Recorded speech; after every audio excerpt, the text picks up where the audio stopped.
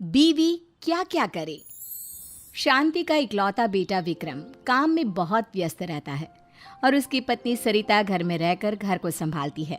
उनका एक बेटा भी है, सोनू। सोनू अभी 12 साल का है। सोनू की सारी जिम्मेदारी उसकी माँ और दादी के ऊपर है। एक दिन सोनू अपनी माँ से कहता है, माँ पापा कब आएंगे? आज मैं पापा के साथ ही खाना खाऊंगा। नहीं बेटा, पापा बहुत लेट आएंगे। तुम्हें सुबह स्कूल भी तो जाना है। चलो अब अच्छे बच्चे की तरह खाना खा लो और सो जाओ। नहीं मम्मी, आज मैं नहीं सोऊंगा। इतने दिन हो गए पापा मुझसे बात भी नहीं करते, मेरे साथ खेलती भी नहीं है। अरे बेटा, तेरे पापा के पास अपनी माँ से बात करने का समय नहीं है तो तुझसे कहाँ से बात करेगा। चल अब जिद मत कर, आज मैं अपने राजा बेटा को अपने हाथ से खाना खिलाऊंगी। आजा बेटा। सोनू दादी की बात मान लेता है और खाना खा लेता है। थोड़ी देर बाद सरिता उसे सुला देती है। इतने में विक्रम भी आ जाता है। विक्रम फ्रेश होकर खाना खा ही रहा होता है कि सोनू अपने कमरे से उठकर अपने पापा के पास आ जाता है। पापा आप आ गए? अरे सोनू बेटा, तुम अभी तक सोए क्यों नहीं? पापा मैं आपके आने का इंतजार कर रहा था। कल हमारे स्कूल में डांस कंपटीशन है। मैं चाहता हूँ कि कल माँ और आप भी आए। मैं नहीं आ सकता बेटा, मेरी ज़रूरी मीटिंग है, लेकिन हाँ तुम्हारी माँ ज़रूर आएगी।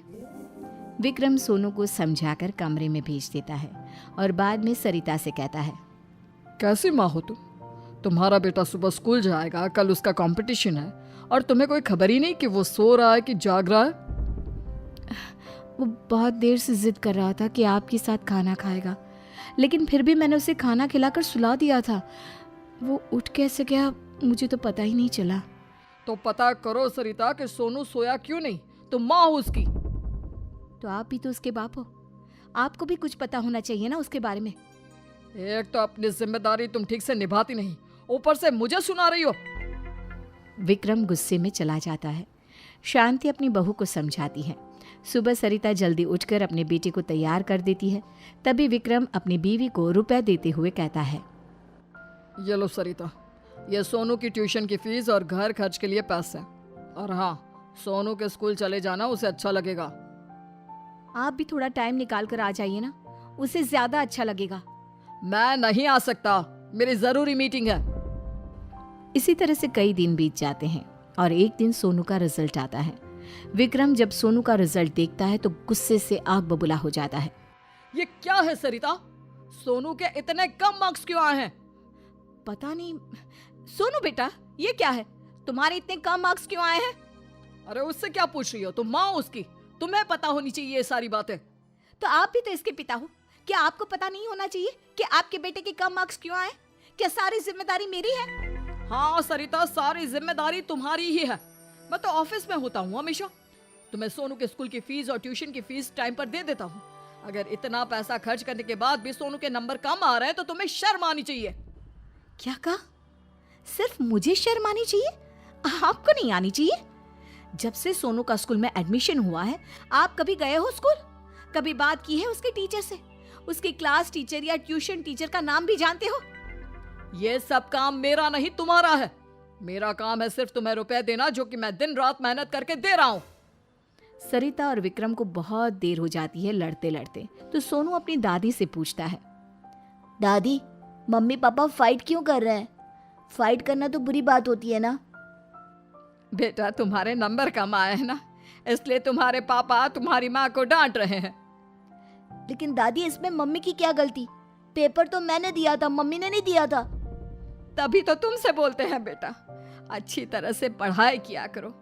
तुम्हारे पापा मुझे और तुम्हारी मम्मी को डांटते हैं कि हम तुम्हारे ऊपर बिल्कुल ध्यान नहीं देते।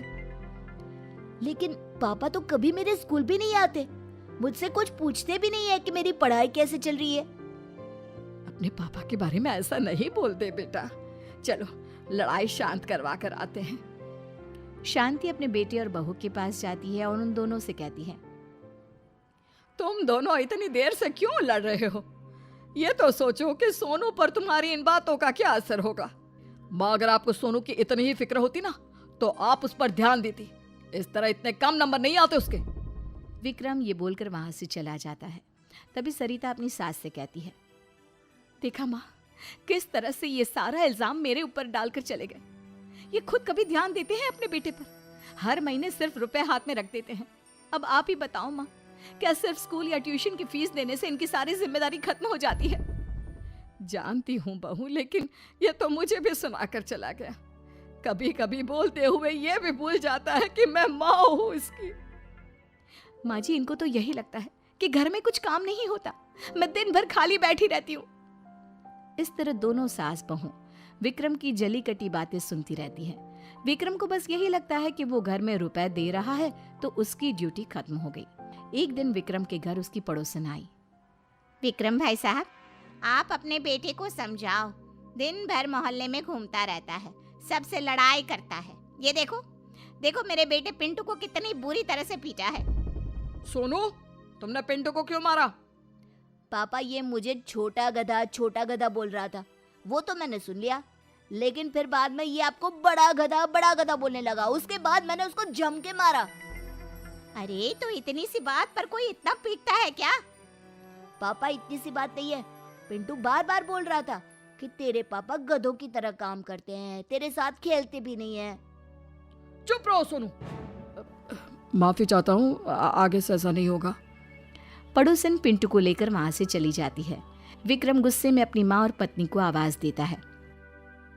माँ, सरिता, यहाँ आओ जल्दी। विक्रम की गुस्से वाली आवाज सुनकर दोनों दौड़ कर आती हैं। क्या हुआ बेटा, क्यों इतना चिल्ला रहा है? माँ, आप दिन भर घर में पड़ी पड़ी क्या करती रहती हो? और सरिता, तुम दिन भर किचन में घुसी रहती हो। तुम दोनों को कुछ खबर भी है कि सोनू क्या कर रहा है? अरे क्या हो गया बेटा, क्यों इतना आग बबूला हो रहा है तू? ये देखो माँ, सोनू पड़ोस के बच्चों से लड़कर आया है और आपको कोई फर्क भी नहीं पड़ता। सोनू बेटा, आपने पिंटू से लड़ाई क्यों की? अरे आप क्यों पूछ रही हो? ये तो पहले पूछना चाहिए था ना। तुम इसे बाहर भेजती ही क्यों हो? दिन भर घर में पड़ी रहती हो, आप दोनों से मिलकर एक बच्चा भी नहीं संभाला जाता। हम दिन भर घर में पड़े नहीं रहते, बहुत काम होते हैं घर में। और सोनू अभी छोटा बच्चा है, बाहर खेलने तो जाएगा ना। उसे दिन भर घर में बंद करके तो नहीं रख सकते ना। ये पढ़ाई में बिल्कुल ध्यान नहीं देता, इसके नंबर भी कम आते हैं, और अब ये इतनी छोटी सी उम्र में लड़ाइयां भी करने लगा। बेटा, तुम बहुत ज्यादा ही फिक्र कर रहे हो। इस उम्र में बच्चे ये सब करते ही रहते हैं बेटा। हाँ माँ, बच्चे ये सब करते हैं, लेकिन घर की औरतों का फर्ज होता है बच्चों को समझाना, उन्हें अच्छी शिक्षा देना, अच्छी बातें सिखाना। और घर के आदमियों का, उनका कोई फर्ज नहीं होता, बस हर बात में औरतों पर इल्जाम लगाना होता है। आप हमसे लड़ने की जगह सोनू को समझा भी तो सकते हैं। तुम्हें कमा कर भी मैं दूं और सोनू की सारी जिम्मेदारी भी मैं उठाऊं, फिर तुम्हारा इस घर में रहने का फायदा क्या है? चली जाओ अपने मायके। विक्रम अपनी माँ और बीवी को छोड़कर वहां से चला जाता है। विक्रम का ये रूप देखकर सोनू विक्रम से डरने लगता है। काम में बिजी रहने की वजह से वो सोनू के साथ समय भी नहीं बिता पाता। एक दिन विक्रम सोनू के लिए खिलौने लाता है। सोनू कहाँ हो बेटा? देखो मैं तुम्हारे लिए खिलौने लाया हूँ। सोनू डरते डरते अपने पिता के पास आता है। अरे सोनू, तुम मुझसे इतना डर क्यों रहे हो? आओ देखो मैं तुम्हारे लिए क्या लाया हूँ। अच्छा है ना? हाँ, अच्छे हैं पापा। ये बोलकर सोनू वहां से भाग जाता है। विक्रम समझ जाता है कि सोनू अपने पिता से डरने लगा है। तब वो सरिता से कहता है। सरिता, तुमने देखा सोनू किस तरह से मुझसे डरने लगा है?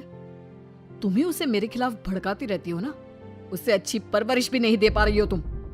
विक्रम, मुझे लगता है कि आपका दिमाग खराब हो गया है। ये इतना छोटा है, ये मेरी बात समझेगा? मेरे भड़काने से ये भड़क जाएगा? आपने कभी सोनू से पिता बनकर बात की? हमेशा हिटलर की तरह पेश आते हो इसके सामने। अगर तुमने जबान चलाने की जगह अपने बेटे पर ध्यान दिया होता ना तो ऐसा नहीं होता। जो मेरा काम है वो मैं बहुत मेहनत और ईमानदारी से कर रहा हूँ, लेकिन तुम अपना काम नहीं कर रही। विक्रम ये बोलकर वहां से चला जाता है। सरिता अपनी सास से कहती है। देखा माँ जी आपने, आपका बेटा सारा इल्जाम मेरे पर डाल देता है। सोनू इनसे डरता है तो इसमें भी मेरी ही गलती है। बहू तू दुखी मत हो, मुझे भी तो पूरा दिन कुछ न कुछ सुनाता रहता है। ये भूल जाता है कि इसको मैंने ही पाल पोस कर बड़ा किया है। ये तो जैसा है वैसा ही रहेगा, हमें ही चुप रहना होगा। आप सही कह रही हो माँ, हमेशा से औरतें ही समझौता करती आई है, तो इस बार भी हमें ही करना होगा।